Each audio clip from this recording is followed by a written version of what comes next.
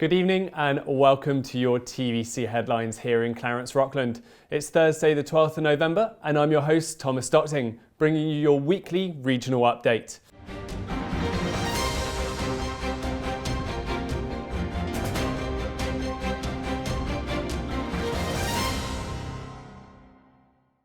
Locally, under the new provincial government guidelines, the Eastern Ontario region has been placed in the newly created Yellow Protect category. This yellow category is the second lowest, but will still impose restrictive measures for food and drink establishments, sport and recreational facilities, meeting and event spaces, retail, personal care services, cinemas, casinos, and performing arts facilities. The notable restrictions include bars and restaurants having to close at midnight with no liquor sold after 11 p.m, as well as limiting the number of people at the table to 6 people from the same household, as well as bizarrely limiting the volume of music. Eastern Ontario Health Unit Medical Officer Dr. Paul Rumeliotis explained that this is due to the fact that the louder the music is, the louder people need to talk, which increases the range of the virus's spread. Ottawa has been placed in the orange restrict category, meaning that their restrictions will differ from those you have to abide to locally.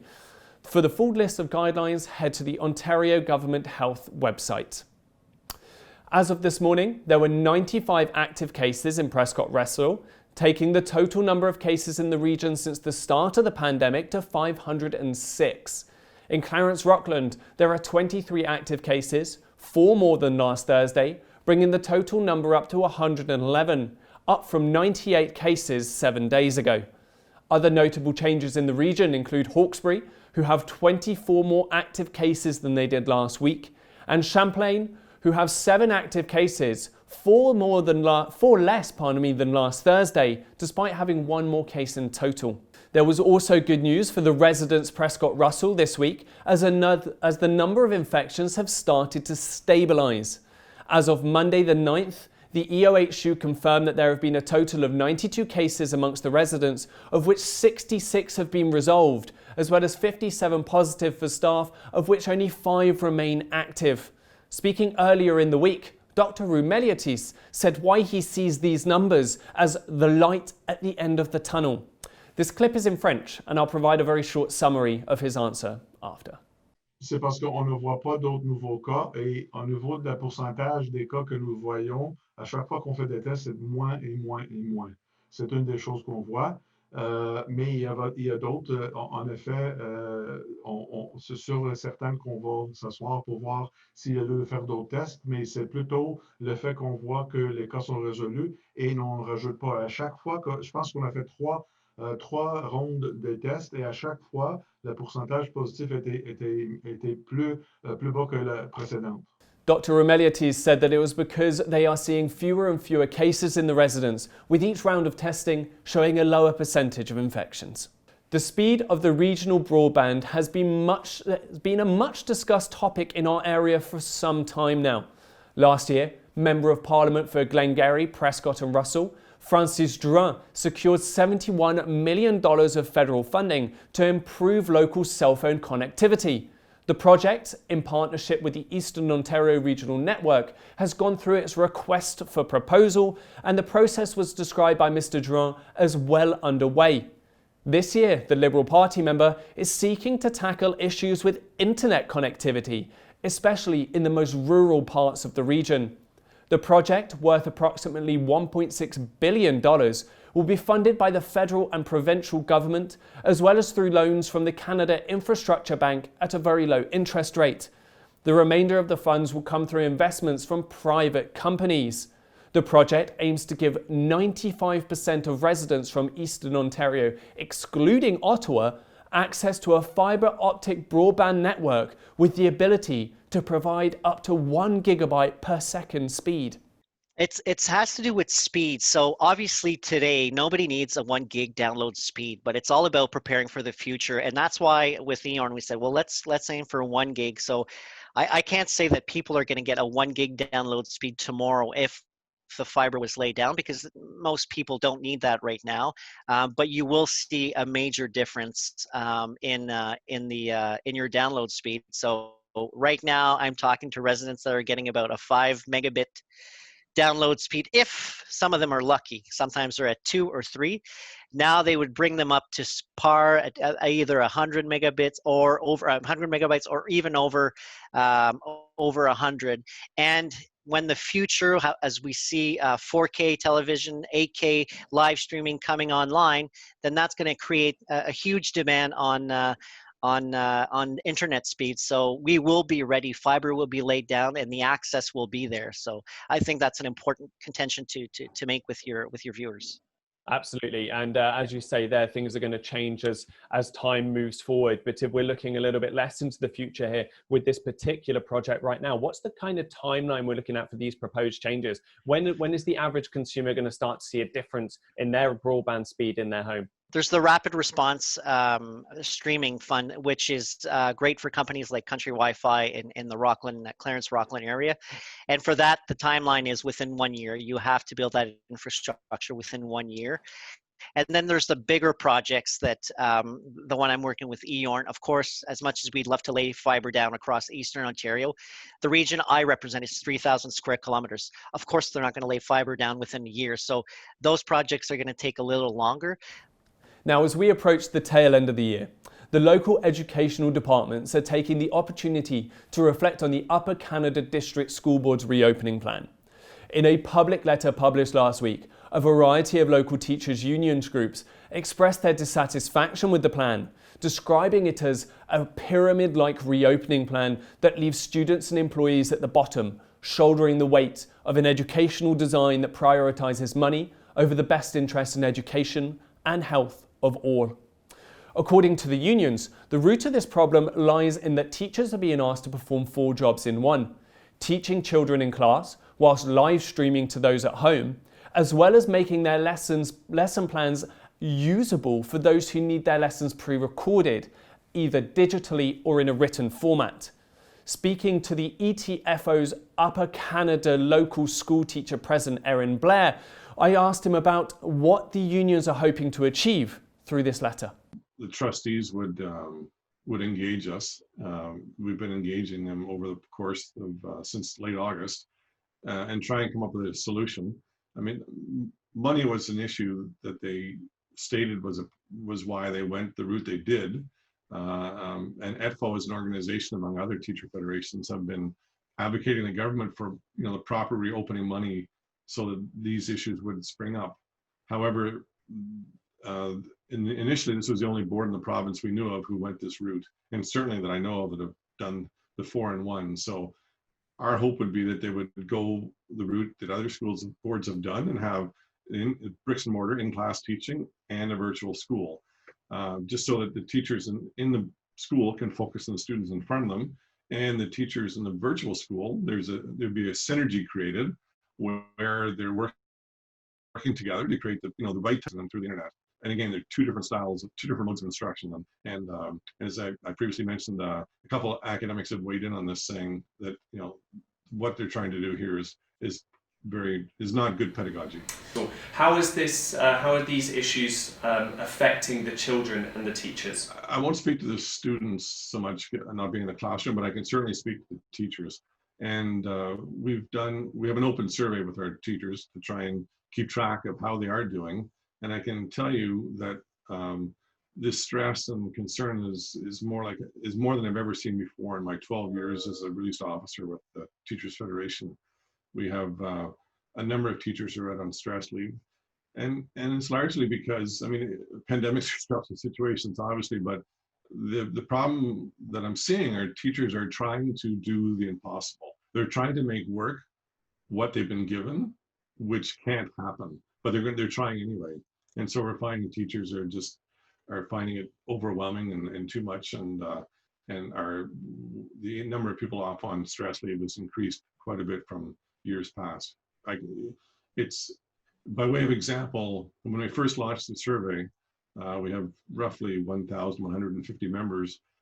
Within 7 hours of the survey being released, we had 200 teachers who responded to the survey to explain how they were feeling. And it was incredible, the emotions that were pouring out in those surveys, how stressed and utterly defeated some of them are feeling.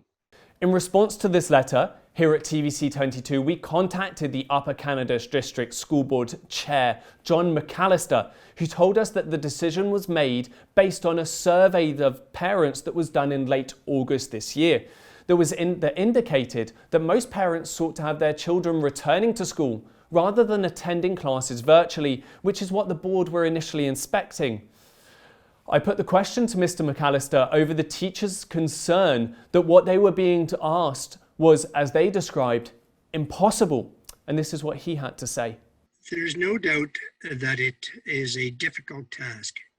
It is not an impossible task because many of our teachers are performing extremely well and heroically, frankly, and have made the adjustment.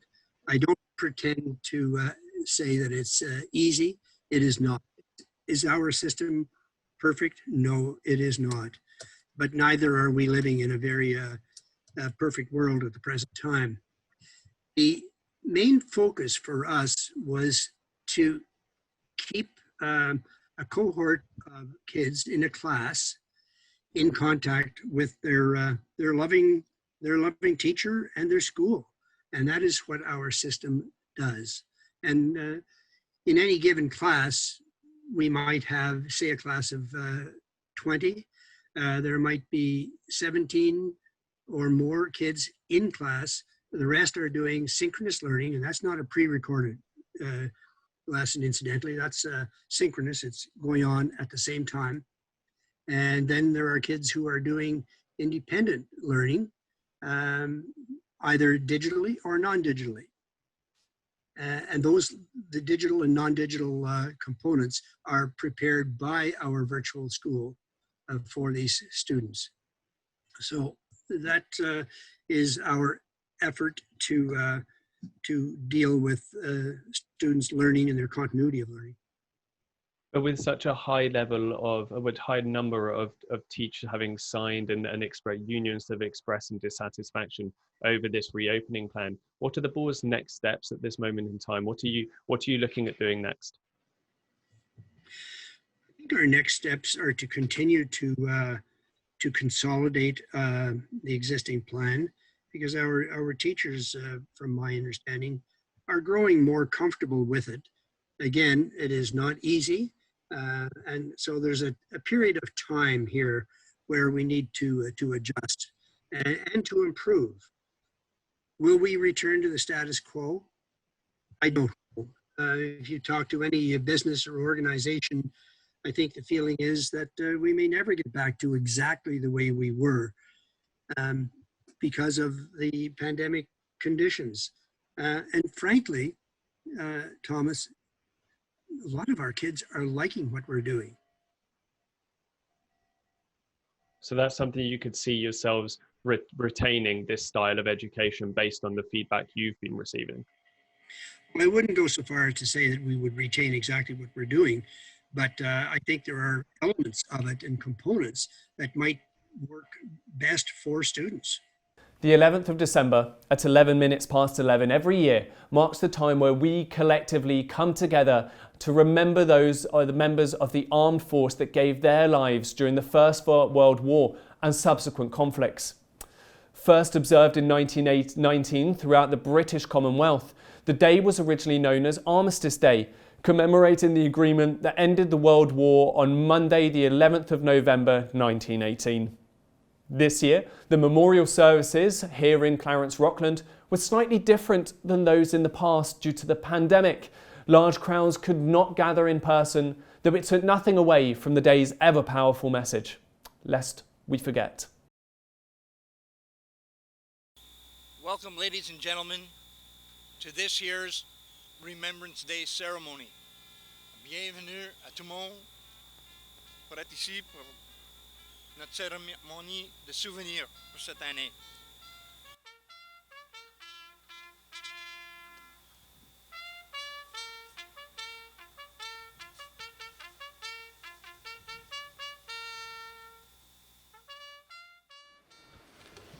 Let us gather in prayer. Let us pray. O God, we remember before you those who laid down their lives for freedom and truth. We commend their souls into your gracious keeping and pray that we may be worthy of their sacrifice. Help us to be faithful and true to those ideals for which they fought and died. May we continue to perpetuate the memory of our departed comrades by our service to country, community, and comrades. By our service and remembering our solemn obligation, may we ever pray, Lord God of hosts, be with us yet, lest we forget, lest we forget. Amen. Almighty God, as we stand before you today, we ask that you bless these wreaths to the memories of those who died fighting, those who served in battle for our freedom, those families who remembered their loved ones, and those community organizations that choose to honor as well. May these wreaths be remembered not just this day, but in our hearts for the years to come. We also dedicate on this day the cenotaph to 5 names not honored before from the First World War. They are now placed on the side of the monument this year as the Legion honors Private Douglas Archibald Beaton, Corporal John Robert Duncan, Lance Sergeant Hervé Joseph Chenier, Private James Wilford Campbell, Private Victor Clement, the names from World War I that have now been discovered and etched in stone in memory on our cenotaph.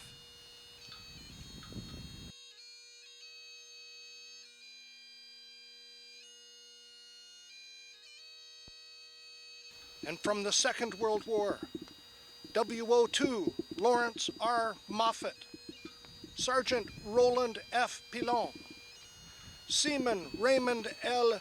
Lajeunesse, Lieutenant Gaétan Lavigne, LAC Leo Pigeon, Captain James Williamson, Major George White, WO2 Jacques Samard, Sergeant Bernard Gaston Pilon.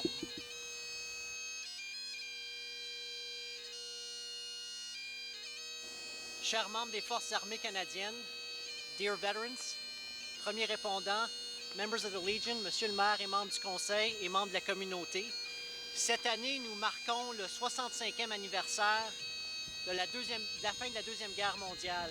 Et je ne peux pas m'empêcher de penser qu'aujourd'hui, nous sommes ici, on a chaud pour le 11 novembre pour une fois, mais nos hommes et nos femmes qui se sont battus pendant ces guerres-là n'avaient pas le choix, beau temps, mauvais temps, ils devaient se battre pour que nous profitons de notre liberté. And this year, the enemy may be different, but our members and our men and women in uniform stepped up to the plate. And we know in the past year they've been in our long-term care center. And as a member of parliament, I cannot say thank you enough to all of them who continue to serve today so that we can benefit from our liberty and our freedom. Merci beaucoup.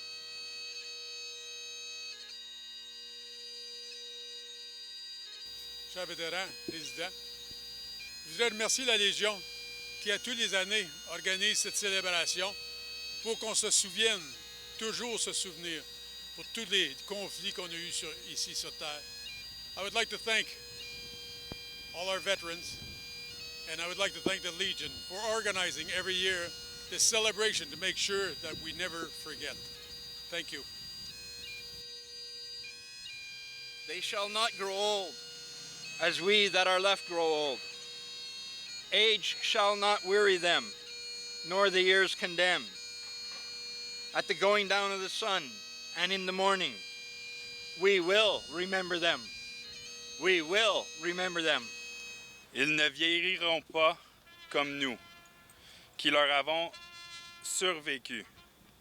Ils ne connaîtront jamais l'outrage ni le poids des années.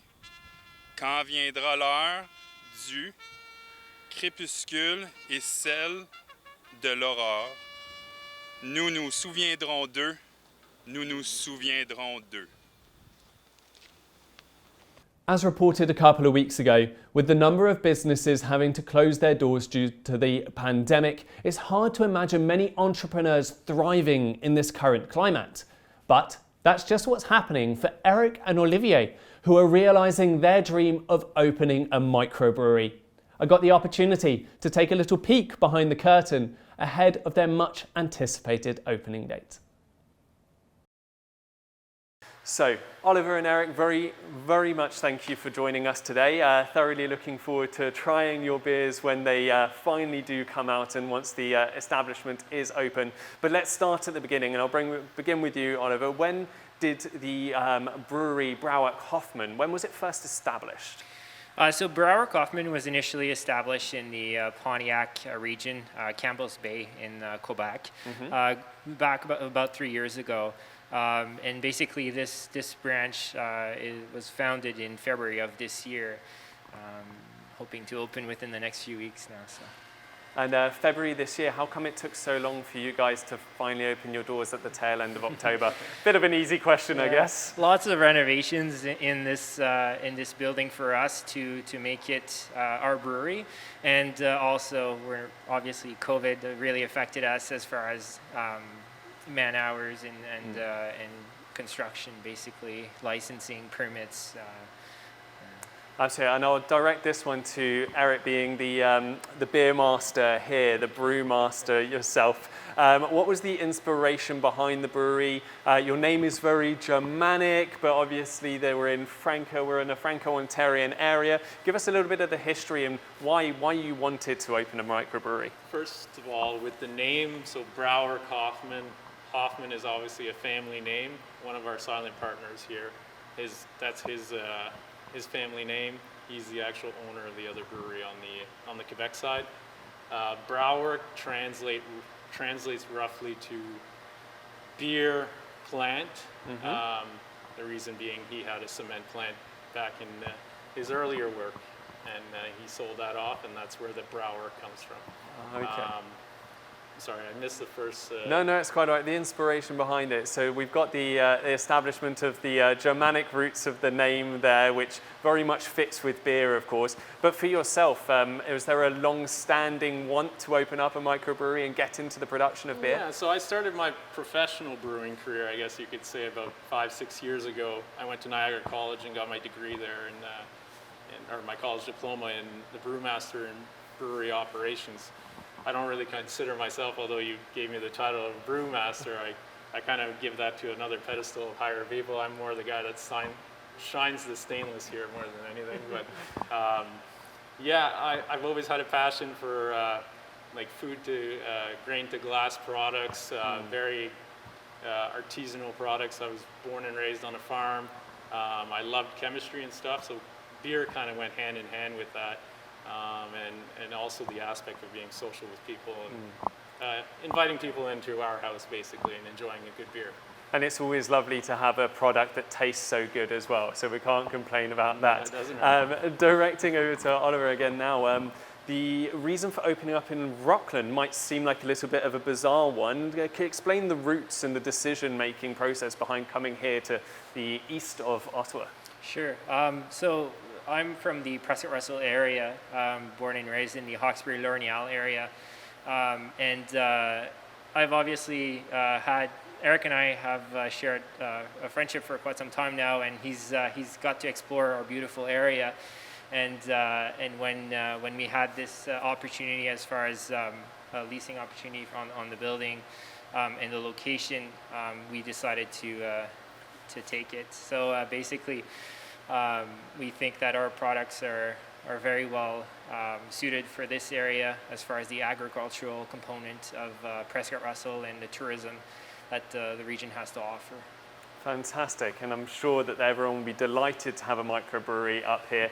And speaking with the opening of it, Eric, in terms of the services that are going to be offered to people here, what can they expect? Is it just come in and buy cans of beer, or are they going to be able to drink in here? Is there going to be any food? Give us a lowdown. So initially, our plan was to have a tied house license permit. Right now, because of the whole situation everybody's under, we're operating under a by the glass license, and we also have the manufacturing on site and a retail store. So essentially what that means, people will be able to come in here, enjoy a beer, sit down with friends. Very limited food, however, and retail for the 6-packs, takeaways, single cans.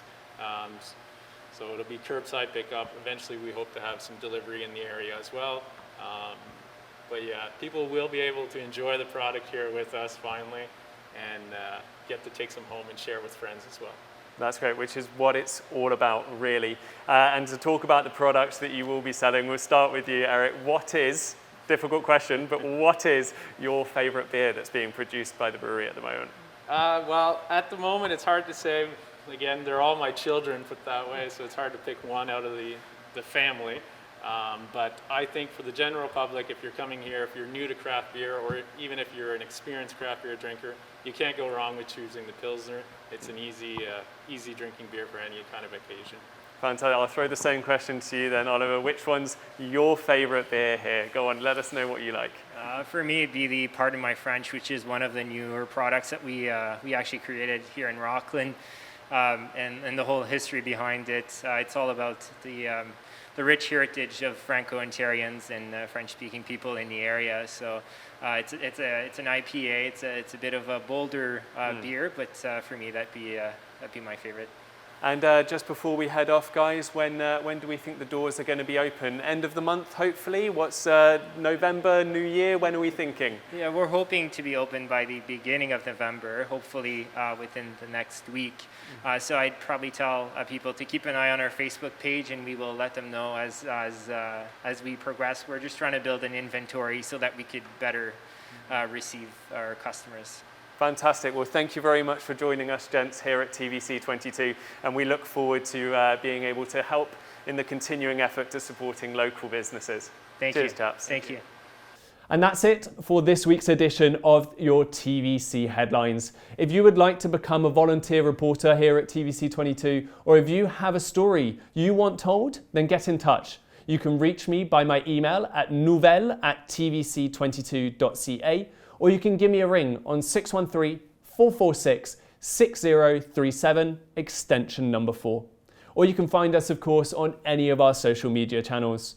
Have a lovely weekend, Clarence Rockland, and I'll see you next week. Goodbye.